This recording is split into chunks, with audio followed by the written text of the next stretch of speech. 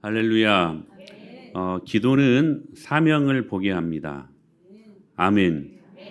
이게 기도하는 사람들은 하나님이 우리들에게 부여하신 하나님의 뜻을 이루는 사람들이라는 것입니다. 그리고 그 사명을 이루기 위해 행동하는 사람들입니다. 그러므로 진짜로 기도하는 사람은 기도의 응답을 위해, 즉 사명을 위해 행동하는 적극적인 사람이고, 그리고 긍정적인 사람이 되고 믿음의 사람이 되는 것입니다. 적극적인 사고방식, 긍정의 힘이라는 것이 이것 때문에 구원을 이룬다, 이런 면에서는 이게 부정적인 말들이지만, 그러나 믿음의 사람들, 예수 그리스도를 진짜로 믿는 사람들은 늘 긍정적이고 늘 적극적이고, 그리고 그 기도가 응답되기 위해 행동하는 사람들이라는 사실입니다. 예루살렘 성벽이 무너졌습니다. 성문이 불탔다는 이 청천벽력과 같은 소식을 들은 느헤미야가 금식을 하며 하나님께 기도드렸고, 하나님께서는 보이지 않는 선한 손으로 느헤미야를 도우사 왕에게 은혜를 입게 하셨고, 무사히 성을 재건할 제목과 그리고 조소와 그리고 그들을 보호할 군사들을 데리고 예루살렘에 드디어 도착하게 됩니다. 우리 11절 12절 말씀을 읽어볼까요? 시작. 내가 예루살렘에 이르러 머무른 지 사흘 만에 내 하나님께서 예루살렘을 위해 무엇을 할 것인지 내 마음에 주신 것을 내가 아무에게도 말하지 아니하고 밤에 일어나 몇몇 사람과 함께 나갈새 내가 탄 짐승 외에는 다른 짐승이 없더라. 오늘 이 11절 말씀을 보면 아주 중요한 말씀이 있는데요. 내가 예루살렘에 이르러 머무른 지 며칠 만에?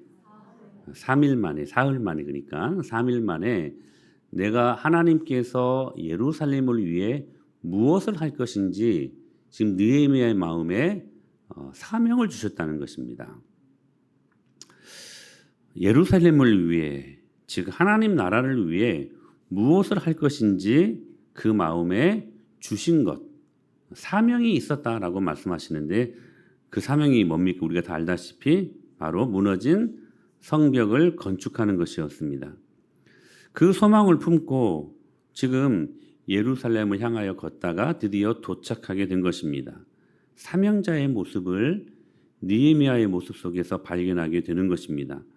그는 바사국 아닥사스다 왕의 술관원이었습니다. 그러니까 최고의 권력층이 있었던 사람이었습니다. 지금으로 보면 경호처장에 해당하는, 비서실장에 해당하는 직책을 가진 사람이었습니다. 그러니 그가 누릴 수 있었던 혜택과 특권이 얼마나 많았겠습니까? 그런데 느헤미야는 그 땅에서 누릴 수 있었던 모든 혜택과 모든 부귀 영화가 이 땅에서 썩어질 것이었다라는 그러한 마음을 갖게 되는 것입니다. 이 땅에 썩어질 것으로 목숨 걸 필요 없다. 느헤미야가 그거 생각한 거예요. 이 땅의 수많은 혜택, 그가 누릴 수 있는 수많은 특권, 이 모든 것들이 비본질적인 것으로 그 마음 안에는 인식되었다는 것입니다.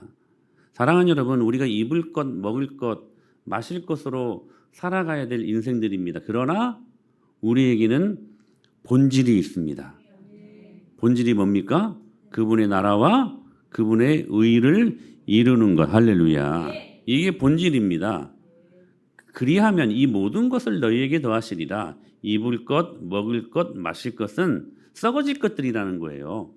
비본질적인 것들이라는 거예요. 누가 썩어질 것들에 여러분 목숨 겁니까? 그런데 가만히 보면 그 어리석은 행동들을 우리가 너무나 많이 하지 않습니까? 이 땅에 천년만년 영원히 죽지 않고 살 것처럼, 여러분 이 땅은 여러분 우리가 나그네처럼 걸어야 될 땅입니다. 이 땅은 여러분 본향이 아닙니다. 우리의 본향은 저 하늘나라임을 믿습니다. 그러므로 우리는 이 땅에 강건하면 80, 우리 연수가 70, 80년 사는 나그네 인생이라는 사실들을 잊지 않고 우리 인생을 살아가야 된다는 사실입니다. 지금 느헤미야의 마음에는 하나님께서 주시는 사명, 소망을 마음속에 가득 품고 있었다는 사실입니다.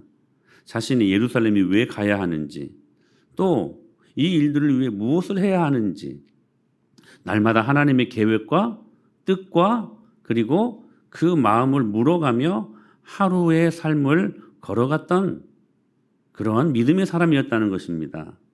느헤미야뿐만이 아니었죠. 모든 믿음의 선배들이 그러한 삶을 살지 않았습니까? 사도 바울도 온갖 고난이 예고된 예루살렘을 향하여 뚜벅뚜벅 걸어갑니다.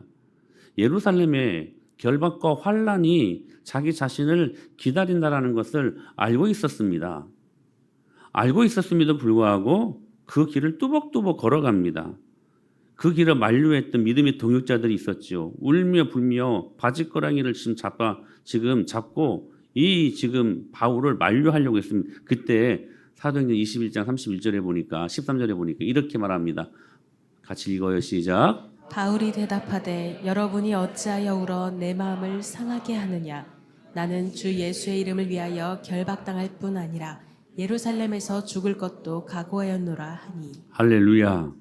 여러분, 이 사도 바울의 고백이 어떤 이상적인 고백입니까? 여러분들 느끼기에는 우리 모두가 이런 고백을 하며 살아가야 되지 않겠습니까? 내가 주 예수의 이름을 위하여 결박을 당한 뿐만이 아니라 예루살렘에서 죽을 것도 각오하였노라. 이 고백, 지금 바울은 자신이 왜 예루살렘을 가야 하는지, 또 거기에서 무슨 일을 겪어야 하는지 알고 그럼에도 불구하고 그 길을 걸어갔던 사람이었다는 사실입니다. 사랑하는 여러분, 예수님 믿는 저와 여러분들은 예수님으로 말미암아 구원받은 큰 혜택을 받은 사람들입니다. 그리고 자기 아들을 내어주신 이가 어찌 그와 함께 그 좋은 모든 것을 우리에게 주시지 않겠느냐. 덤으로 얻는 이 땅에서 누릴 수 있는 수많은 축복도 허락하셨음을 믿습니다. 그렇다면 그 은혜의 최종 소비처가 내 자신이나 내 가정이 아니라 그 은혜의 최종 소비처가 하나님 나라가 될 수 있어야 되는 것 아니겠습니까? 사랑하는 여러분, 오늘 이 은혜를 저와 여러분이 누렸으니 이 은혜를 흘려보내는 그리스도의 남은 고난에 동참하는 저와 여러분이 될 수 있게 되기를 축복합니다. 바울뿐만이 아닙니다. 오늘 우리도 오늘 하루 우리가 왜 이곳에 있어야 되는지, 우리가 어디를 향하여 이 은혜를 갖고 나아가야 되는지, 그리고 무엇을 해야 하는지에 대한 질문을 반드시 갖고 하나님께 날마다 답을 받아 살아가는 사람들이어야 된다는 사실입니다. 우리가 이 질문을 하지 않는 그런 인생이라면, 하나님께서 주신 소망이 마음에 없는 인생이라면, 제 아무리 많은 것들을 가지고 제 아무리 이 땅에서 모든 것들을 소유했다 할지라도 그 인생은 표류하는 인생이 되고 말 것입니다. 사랑하는 여러분, 표류하는 인생 되지 말고 항해하는 인생 되십시오. 항해하는 인생이 바로 사명자라는 사실입니다. 사명자의 근본적인 그 능력을 품고 살아갈 때에 우리는 우리 인생을 표류하지 않고 우리는 항해하는, 그 항해하는 동안에 여러분 풍파가 있을 수 있고 그리고 여러 가지 많은 고난이 있을 수 있지 않겠습니까?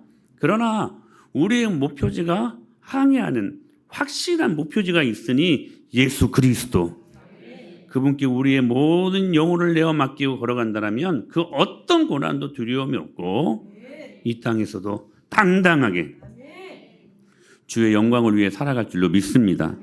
항해하는 인생이 바로 사명자입니다.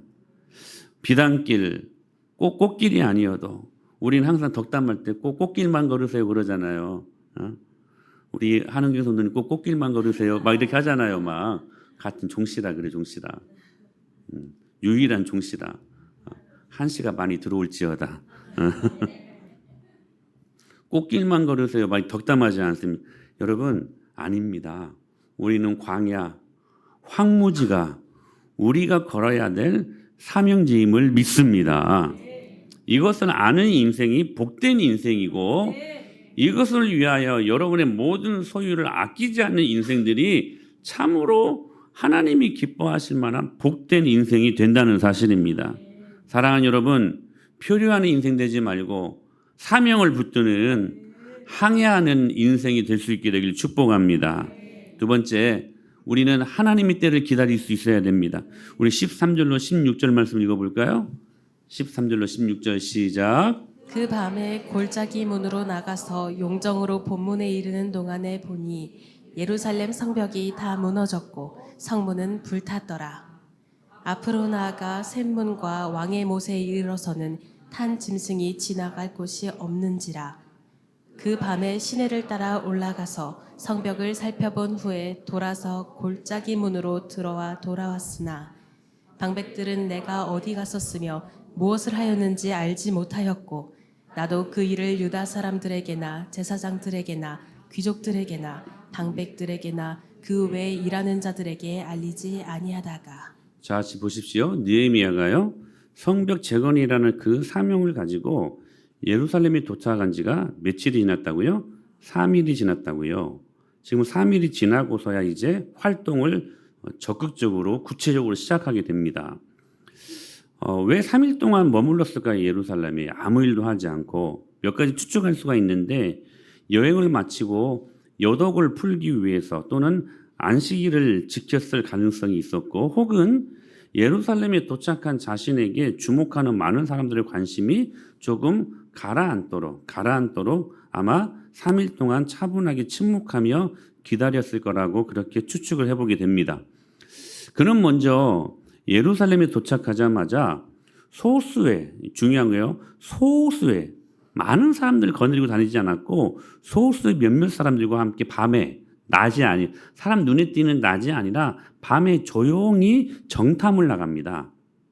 느헤미야는 쓰레기를 처리하거나 인신제사를 드렸던 흰놈의 골짜기, 이 흰놈의 골짜기는 흰놈, 백인의 골짜기가 아니라 지명입니다. 지명. 까만 놈의 골짜기 이게 아니라 지명 이름이 흰놈의 골짜기와 연결된 골짜기 문으로 나와서 용정, 곧 용의 샘 곁을 지나게 됩니다. 바로 거기서 왕궁에서 들었던 대로 그 청천벽력, 성벽이 무너졌다는 사실들을 확인하게 되었고 성문이 불탔음을 두 눈으로 목도할 수 있었습니다.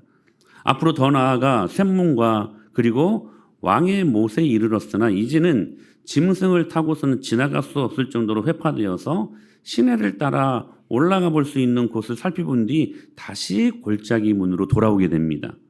중요한 것은 느헤미야가 이렇게 정탐할 때에 이 모든 사실들을 아무에게 알리지 않았다는 사실입니다. 여기서 우리는 느헤미야의 신중함을 볼 수 있습니다. 느헤미야의 MBTI를 제가 한번 추측해 보건데 아마 ISTJ 같아요. 제가 ISTJ입니다.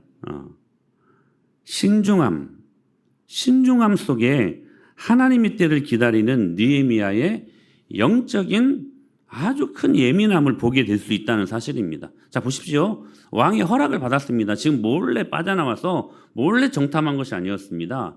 아닥사스다 왕의 허락도 받았고 조소도 받았고 제목도 받았고 모든 특권을 다 가지고 왔습니다.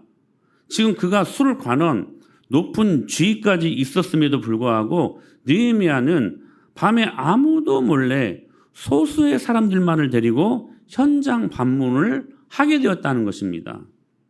대부분의 사람들은 아마 이런 특권이 있었다면 아마도 의기양양하게 성을 건축할 만한 수많은 막 백향목, 막 뭐 편백나무, 막 그런 나무 있었을까요? 막 이번에 우리 MT 때 그 어디 갔었죠? 처음에 진난관 딱 올라가니까요, 금강송, 이 정말 휘어지지 않는 그 금강송이 수많은 기둥으로 이루면서 이루었던 만들어진 건축물이 있더라고요. 야, 멋지더라고요.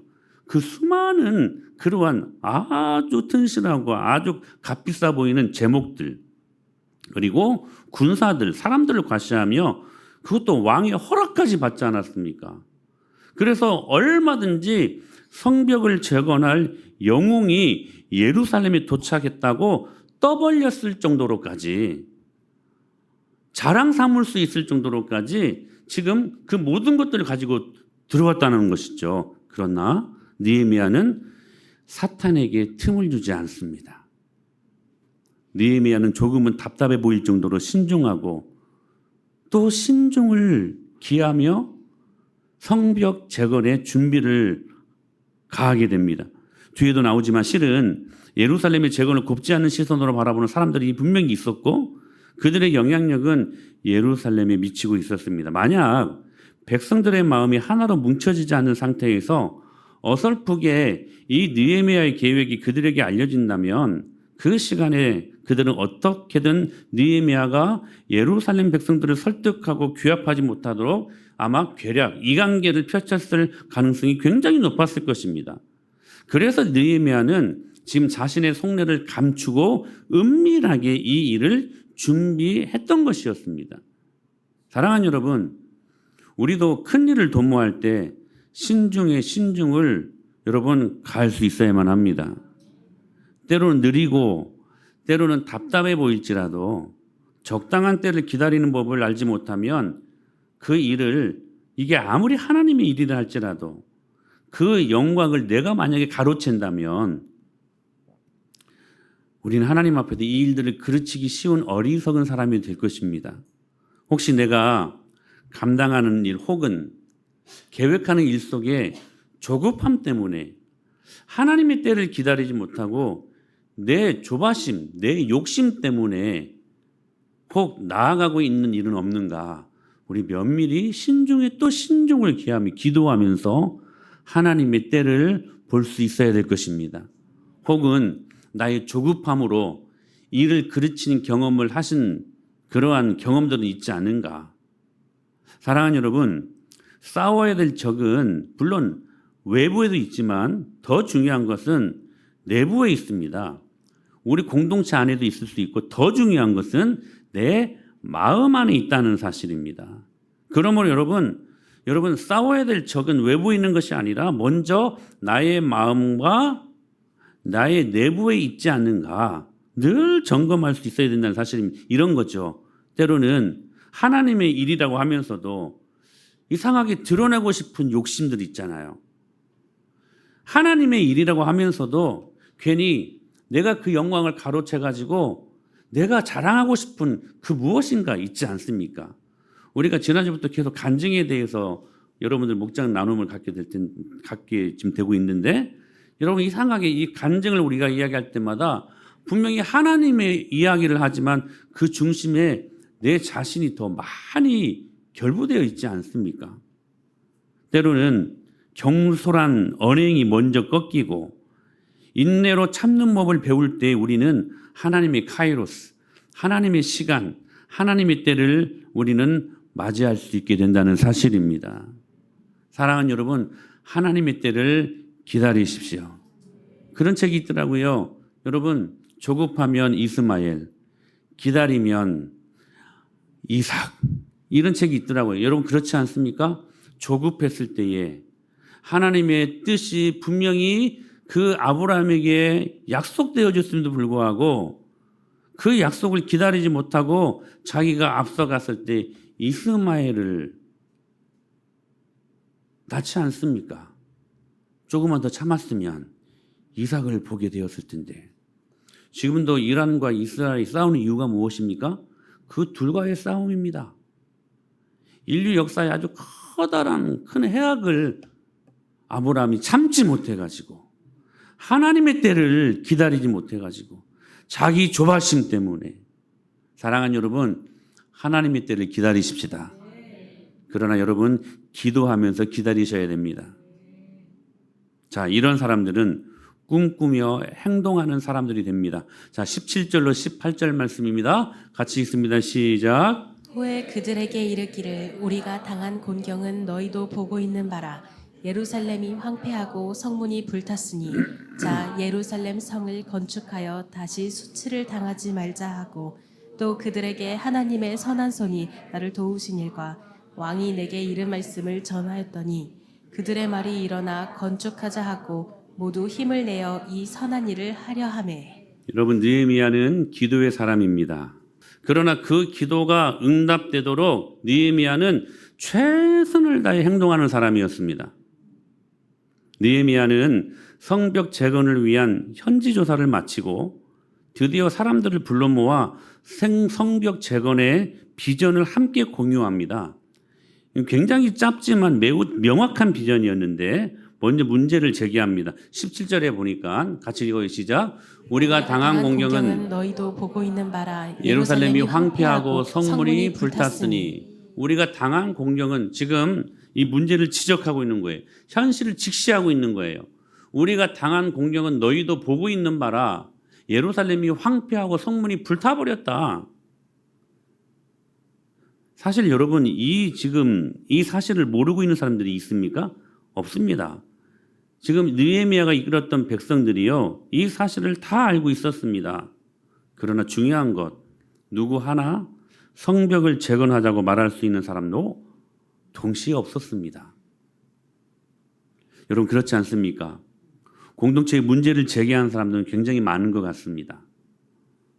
이것이 문제다, 이것이 문제다. 굉장히 말들을 많이 합니다. 그러나 해결하고자 헌신하는 사람들은 우리 주위에 별로 없다는 사실입니다. 하나님께서는 그 문제를 그 사람들에게 그저 지적하라고 나에게 보내신 것이 아니라 그 문제를 놓고 기도하도록 그리고 헌신하도록 부르셨음을 기억할 수 있어야 된다는 사실입니다. 느헤미야는 백성들에게 올바른 현실을 직시하고 지적합니다. 그 문제를 그냥 넘어가지 않아요. 부정적인 억구가 아니라 분명히 현실을 직시합니다. 여러분 오병이어의 그 놀라운 축복을 경험할 때에 너희들이 가진 것이 뭐냐 주님이 말씀하셨을 때 빌립 회개를 맡았던 빌립이 뭐라고 말합니까? 우리에게는 200데나리온의 떡도 없습니다. 이 사람들을 먹이는 것은 턱없이 부족한 것밖에 없습니다. 이렇게 말합니다. 여러분 현실을 직시한 것입니다. 이건 여러분 부정적인 말이 아니에요. 여러분 현실을 날카로운 이성을 갖고 합리성을 갖고 우리가 당한 모든 문제의 현실을 정확하게 판단하고 정확하게 진단하고 정확하게 여러분 볼 수 있어야 됩니다. 그러나 중요한 것은 거기에서 머물면 아무런 역사는 일어나지 않죠. 느헤미야는 올바른 지적을 하게 됩니다. 올바른 지적. 우리가 당한 공경은 너희도 보고 아는 바라. 예루살렘이 황폐하였고 성문이 불타버렸으니 이제 우리에게 소망이 어디 있겠느냐. 올바로 현실을 직시하고 있었던 것입니다. 그런데 거기서 그치지 않고 사랑하는 여러분, 현실의 문제를 직시하고 현실의 문제를 바르게 판단한 사람들은 동시에 하나님이 주시는 답도 갖고 있어야 됩니다. 느헤미야는 백성들에게 해결 방안과 동시에 소망까지 줍니다. 소망까지. 17절 하반절 말씀 보실까요? 시작. 예루살렘 성을 건축하여 다시 수치를 당하지 말자 하고. 여러분 성벽이 건축되면 지금 그들이 헐벗은 민족적 수치가 가리워질 것이라고 느헤미야가 하나님 말씀편에 서서 비전을 제시하는 것을 볼 수 있습니다. 여기서 멈추지 않고 느헤미야는 그들이 하나님의 손을 바라볼 수 있도록 자신의 시선 또한 공유하고 있습니다. 지금 자신이 무엇을 바라보고 있는가? 느헤미야는 아닥사스당 왕 앞에서도 내가 너에게 무엇을 해주렴 그렇게 이야기할 때 그 앞에서도 잠깐만요 하나님께 한번 묻고요. 곧바로 하나님께 묻고 기도하고 그 다음에 왕의 말에 대답을 하지 않습니까? 그러니 느헤미야는 늘 자신의 시선이 하나님께 있었음을 우리는 알 수 있게 되는 것이죠. 그러므로 느헤미야가 공유했던 느헤미야가 가지고 있었던 그 시선이 백성들이 갖고 있는 시선으로 옮겨지기를 소망했다는 사실입니다. 그래서 이스라엘 백성들 역시도 자신이 바라보고 있는 하나님께 시선이 향해지기를 원하고 있었다는 사실입니다. 그러면서 하나님의 손을 붙잡자. 하나님의 손을 바라자. 하나님의 시선을 공유하기를 소망하면서 18절에 이렇게 말씀하십니다. 시작. 또 그들에게 하나님의 선한 손이 나를 도우신 일과 왕이 내게 이른 말씀을 전하였더니. 그러면서 하반절에 이렇게 말씀하십니다. 하반절 말씀 같이 읽어요. 시작. 일어나 건축하자 하고 모두 힘을 내어 이 선한 일을 하려 하매. 자, 보십시오. 느헤미야는 자신이 예루살렘의 소식을 듣고 기도했던 것. 자, 기슬로울에서부터 니산월까지 몇 개월 동안? 4개월 동안 120일 동안 기도했습니다. 그렇게 기도했던 것. 하나님께서 왕에게 은혜를 입게 하신 모든 과정. 그리고 백성들은 하나님께서 왕을 통해 느헤미야에게 호의를 베풀게 하신 것들을 듣고 하나님께서 이 일들을 주관하고 계시는구나. 확신을 갖게 되었어요. 여러분, 하나님은요, 우리가 기도할 때에 하늘을 움직입니다. 땅을 움직입니다. 그리고요, 천사를 동원합니다. 그 소리를 들을 수 있는 사람들은 기도하는 사람들이에요. 그러니까 이 넉 달 동안의 시간들이 의미 없는 시간들이 아니었어요. 하나님이 침묵하시고 기도 응답이 없는 것처럼 느껴졌지만 실은 그게 아니었어요. 기도 응답하시려고 넉 달 동안 하나님이 하늘을 움직이는 시간이었고 땅을 움직이는 시간이었고 천사를 동원하는 시간들이었다는 거예요. 자, 이제 때가 된 거예요. 그러자 아닥사스다의 마음을 움직이기 시작합니다. 누가요? 하나님이. 이 일들을 그러면 누가 이루신 것입니까? 하나님이. 아닥사스다 왕이 아니에요. 여러분 회사에서 여러분에게 월급 주는 오너가 아니에요. 여러분 올바로 분석하셔야 돼요. 여러분들을 먹고 살게 하시는 분은 오직 예수 그리스도 한 분. 그러므로 여러분 그분 눈에 들도록 애쓰십시오. 그분 라인에 서십시오. 썩어질 동아줄 붙잡지 말고 썩어질 것들에 라인 쓰지 말고 여러분 하나님 앞에 줄 서라는 거예요. 할렐루야. 분명하게 지난주에도 말씀드렸잖아요. 기도하니까 하나님께서 그 강철 마음 무슨 감정이 있어요. 아닥사스다 왕이. 근데 그 마음을 누그러뜨리신 그 감정마저도 하나님이 만져주시고 이 일들을 되게 하시는 하나님. 1년에 한 번 있을까 말까 하는 그 상황, 바로 왕후가 함께하고 있었던 그 연회를 베푸는 그 자리, 공적인 자리라기보다는 사적인 자리, 친밀한 자리, 기분 좋은 자리, 그 자리로 하나님이 느헤미야가 말할 수 있도록 몰아가셨다는 사실입니다. 근데 연회를 베풀었음에도 불구하고 기쁜 잔치임에도 불구하고 여전히 느헤미야의 마음속에서는 어땠어요? 계속해서 그 마음속에 고국에 대한 예루살렘이 회파되었다는 그 말 때문에 수색이 가득한 상태로 있었습니다. 지난주에 말씀드렸잖아요. 우리 술 관원 경호실장이 여러분 얼굴이 수색이 가득하면 그거 사형감이라고요. 늘 신하는 왕 앞에서 기분 좋아야 돼. 늘 친절해야 돼. 늘 얼굴에 웃음꽃이 만발해야 돼. 근데 수색이 가득했다고요. 근데 그걸 아닥사스다 왕이 봐버렸네. 어떤 상황이에요? 죽을 수밖에 없는 상황 아닙니까? 넉 달 동안 기도했다고요. 근데 응답은커녕 지금 죽을 상황이 되었다고요. 근데도 주님이 그 모든 과정을 주님께서 이루어 가시고 기도 응답하시기 위하여 그 모든 상황을 몰아가셨다는 사실입니다. 여러분, 기도 응답하는 과정 속에서 우리가 원하는 것처럼 꽃길만 있는 것이 아닙니다. 그 과정 속에 여러분 가시밭길도 있고 여러분 그 가운데 여러분 눈물 골짜기도 있고요. 그 모든 여정을 여러분 거치는 상황 속에 여러 많은 아픔들도 있을 수 있다는 사실입니다. 그러나 그 모든 것들은 하나님께서 기도에 응답하시려고 우리를 만들어 가시는 시간들이라는 사실이에요. 이걸 봤어요. 느헤미야가 봤고 백성들이 이걸 봤어요. 그러자 마음들이 모아지기 시작한 거예요. 야, 이건 하나님이 허락하신 일이다. 이건 하나님이 우리 공동체 허락하신 성벽 재건, 성벽 건축이 이건 하나님의 뜻이다. 사랑하는 여러분, NGP 사역이 하나님 뜻 아니겠습니까? 여러분 믿음으로 확신하십시오. 그리고 그 꿈 많은 사람들을 사명자로 세우십니다. 그러니까 이전에는 자 보세요. 느헤미야 한 사람만 사명자였어요. 근데 어느새 느헤미야 한 사람의 비전 공유가 온 백성들에게 흘러가니까 느헤미야가 한 사람이 아니라 1000사람, 10,000사람, 10만 사람, 많은 사람들이 느헤미야가 어느새 되어 있었다는 사실입니다. 사랑하는 여러분, 오늘 우리 모두가 느헤미야 될 수 있게 되길 축복합니다.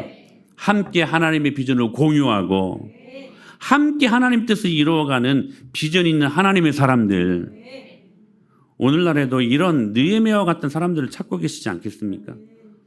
불타고 무너진 것 같은 한국교회를 보며 다음 세대가 완전히 끊겨버릴 것 같은 이 세대의 어두움을 바라보면서 어찌할 바를 몰라 넋을 잃고 있을 때 그것을 보고 울고 기도하며 회복을 구하는 사람들, 그 사람들에게 하나님께서 회복의 비전을 주실 때 그것을 믿고 자신을 헌신하는 사람들, 문제만 지적하는 사람이 아니라 다음 세대에 문제가 있습니다 말만 하는 사람이 아니라 그 문제를 올바로 지적한 그러한 사람이라면 어때야 돼요?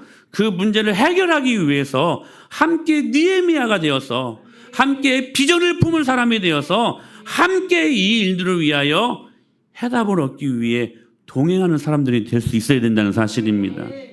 꿈을 나누고 동역하며 하나님의 나라를 위해 걸어가는 공동체, 우리 은혜마을교회가 바로 그러한 공동체가 될 수 있게 되길 축복합니다.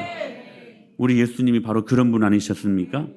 우리를 구원하시고 이 땅에 하나님 나라를 이루시기 위해 하나님은 그 영광 찬란한 하늘 보좌를 박차시고 낮은 이 땅에 내려오셔서 죄인들과 함께 울고 웃는 이곳에 진정한 공동체를 세우시기 위해, 진정한 하나님이 기뻐하시는 음부의 권세가 이기지 못할 능력 있는 교회를 세우시기 위해 십자가에 찢기신, 여러분 십자가에서 모든 것 다 쏟아놓으신 여러분 예수 그리스도를 생각하고 그분의 비전을 붙들 수 있게 되길 축복합니다.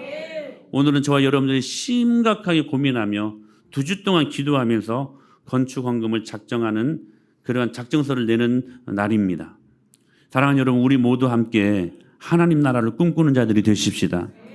정말 작은 몸부림 같지만 여러분 나비 효과라는 말을 알고 있지 않습니까? 우리의 여러분 작은 이 영적인 여러분 이 나비들의 영적인 여러분 날개 이 몸부림이 이 조국 교회 수많은 교회들로 확산되어져 가고, 그래서 조국 교회뿐만이 아니라 이 모든 하나님의 영광이 열방으로까지 흘러가 함께 다음 세대를 꿈꾸고 무너진 수많은 다음 세대가 다시 일어나고 하나님의 영광을 누리는 그러한 몸부림이 우리의 몸부림 속에서부터 시작된다면 여러분 얼마나 귀한 축복이겠습니까? 우리나라에서 첫 번째로 순교했던 선교사님이 토마스 선교사님입니다. 근데 그 토마스 선교사님을 파송한 교회는 100명도 안 되는 작은 시골 마을의 한 교회였습니다. 근데 그 교회에서 배출된 그 작고 작은 초라한 시골 마을의 교회에서 배출된 토마스 선교사님이 이 조선 땅에와 대동강에서 순교의 피를 흘려 돌아가실 때 그 순교의 피가 저와 여러분이라는 열매를 낳게 하는 능력이 되지 않았습니까? 성경에 이런 말씀이 있습니다. 이사야 말씀에 그 작은 자가 1000명을 이루겠고 그 약한 자가 강구를 이룰 것이라. 때가 되면 나 여호와가 속히 이루리라. 여러분 이 말씀에 우리 소망을 가지십시다. 그냥 한 주 한 주 교회만 나오는 내 생활, 내 가정밖에 모르는 거기에 그냥 영적 자폐아들처럼 거기에 함몰된 인생 되지 말고 여러분의 기도가 여러분 그 틀을 그 선을 넘어설 수 있게 되길 축복합니다. 계속 내 자신, 내 일신상의 문제, 내 가정의 문제에만 국한되었던 그 기도 제목들이 이제는 그 작은 자가 1000명을 이루겠고 그 약한 자가 강국을 이룰 것이나 때가 되면 반드시 나 여호와가 속히 이루리라. 반드시 이루겠다라고 말씀. must, maybe가 아니에요. 이룰 것이다, 이룰지도 모른다가 아니라 반드시 이루리라. 여러분 이 소망을 우리가 갖고 있으니 이제는 우리가 깨워 이 하나님의 놀라운 영광 앞에 함께 동행하는 사람들이 되어야 되지 않겠습니까? 우리 헌신으로 세워질 우리 은혜 마을교회를 통해 우리 앞에 놓여 있는 미래 세대, 다음 세대가 이 민족의 정치, 경제, 사회, 문화, 예술계의 거장들이 되어서 그곳에 하나님의 나라가 임하도록, 이 일들 앞에 우리 아이들이 멋지게 쓰임 받도록 함께 꿈꾸며 함께 비전을 품자는 것입니다.